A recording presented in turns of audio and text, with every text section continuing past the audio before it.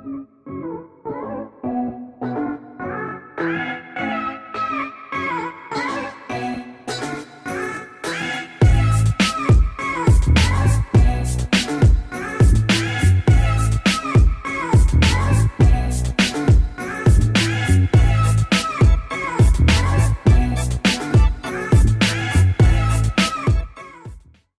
heiti Ísak Óli Traustason og er í UMSS, Ungmennasamband Skagafjarðar, og ég er í tugþraut. Byrjaði að keppa undan ég byrjaði að æfa. Byrjaði að keppa 2009 á unglingalandsmótinu á Sauðárkróki og var að keppa í hestum líka og var skráður í frjálsa bara svona upp á djókið og fannst það bara miklu skemmtilegra heldur en hestarnir, þannig að þeir fóru bara á hilluna snemma. Og síðan svona 2010-2011 fór ég að mæta á æfingar. Annars var ég bara að keppa og svo svona dembi ég mér í þetta á fullu svona 2013-14 einhversveginn, cirka. Núna í sumar þá er ég að vinna hérna á Sauðárkróksvelli og já, svo ég er bara hérna á vellinum. Skrepp heim og sef og fæ mér að borða og síðan er ég í námi á veturnar og er aðeins að þjálfa og kenna með, en ég er í HÍ í íþróttafræði, mastersnámi þar. Já, það að vera valinn landsliði fyrsta skipti á 2017 í Norðurlandamóti unglinga í þraut, það var bara mjög eftirminnilegt að fá að keppa fyrir Ísland og er í landsliðsbúningnum. Og svo eru náttúrulega bara allar þessar þrautaferðir eru mjög skemmtilegar sko. Og síðan núna síðasta sumar að fara með landsliðinu til Makedóníu og vinna þriðju deild, ekki? Já, þriðju deildina. Það var mjög skemmtilegt og svo Svartfjallaland, það var geggjuferð sko. Það var mjög skemmtilegt að fara þangað, svona koma óvart það land.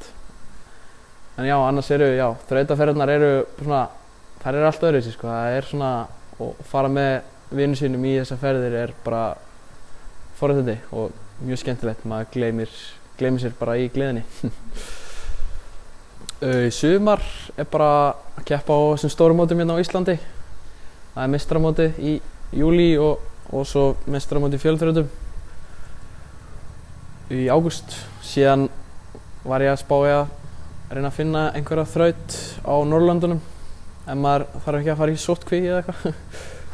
Og já, það verður bara að koma í ljós, hvernig þeirra mót eru og hvernig þeir framkvæma þau. En svo næsta ár er bara halda áfram.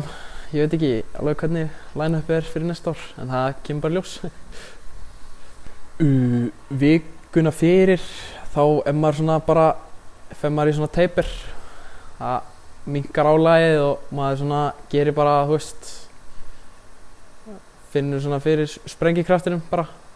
Ferð og tekur 2-3 stört og testar adrenur í öllu og testar bara rútínuna þína í öllum greinum kannski. Og já, bara mikil feelingur. Og deginu fyrir ger ég yfirleitt smá uppbytun á svona activation. En það fer bara, og hvíli stundum miðvikudag, eða ég er að keppa á laugardag og hvíli stundum miðvikudag og fimmtudag. Stundum ger ég ekki, það bara fer eftir því, hvernig mér líður. Ég bara finna rosa vel og svo bara hvert ég er að fara, er ég að ferðast og eitthvað svoleiðis. Þannig að það er ekkert fast sko. Og keppnisdegi þá reyni ég að vakna minnstakosti 4 tímum áður en ég á að keppa. Svona, þetta neuromuscular wake up, maður hefur heyrt talað um það og já, það er bara misjafnt og mér hefur fundist 4 tímandi bara að henta mér rosa vel. Og svo bara já, borða góða morgunmat, þannig að maður þurfi ekki að vera að éta mikið í daginn. Já, það er ekkert þægilegt finnst mér, bara að vera vel mettur. Það er við góðu vinur minn hérna og frjálsveitamaður Jóhann Björn er mjög mikil fyrirmynd fyrir mig, hvernig bara hann hefur sigrast á öllu sem hann hefur þurft að takast á við bara með því að mæta því með kassan úti og ég held að það sé alveg hægt að horfa á hann sem bara, já, virkilega flottan íþróttamann og einstakling og góða fyrirmynd. Og síðan hef ég horft mikið til Jóns Arnars Magnússonar. Hann er frábær íþróttamaður, okkar besti íþróttamaður, okkar Íslendinga að mínu mati og ég lít mikið upp til hans. Og síðan bara, já, þessi bestu þrautakallar í dag, þeir eru allir rosa flottir. Það er bara að njóta þess að stunda frjálsar og þú veist bara hvaða íþrótt sem er og já, ekkert að vera að lifa bara svolítið í núinu, skilur, taka bara einn dag í einu og mæta þessu með svona smá æðruleysi, ekki vera að taka þessu of alvarlega, skilur, það er náttúrulega gott á vissu leyti, bara finna góðan balans í þessu og já, bara þolinmæði